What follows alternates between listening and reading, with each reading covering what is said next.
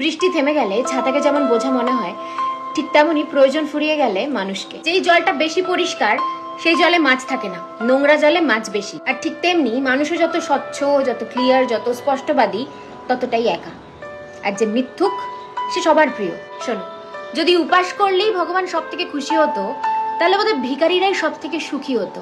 কারণ সব থেকে বেশি খালি পেটে তো ওরাই থাকে। যে কোনো বিষ শরীরে গেলে সেটা ট্রিটমেন্ট করা যায়, কিন্তু কানে দেওয়া বিষ, সেটার কোনো ট্রিটমেন্ট নেই। শকুনি মামা যদি দুর্যোধনের কানে বিষ না দিত, তাহলে মহাভারত হতো না। আর যদি কুজি মন্থরা কৈকেয়ীর কান না ভরতো, তাহলে শ্রী রামচন্দ্রকে 14 বছরের বনবাসেও যেতে হতো না। ইন্টারেস্টিং না? একটা জলের ফোঁটা যদি কাদায় পড়ে, সেটা কাদা হয়ে যায়।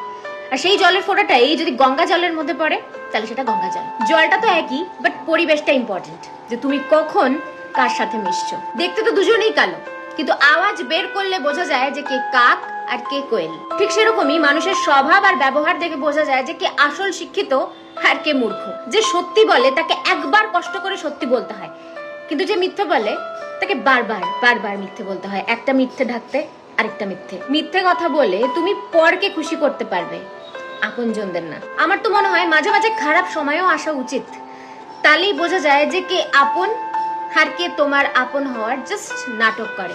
কে বলে গো যে শিক্ষা শুধুমাত্র বই থেকে আসে? মানুষ আর জীবন যে শিক্ষা দেয়, সেটা কোনো পাঠ্যপুস্তক দিতে পারে না।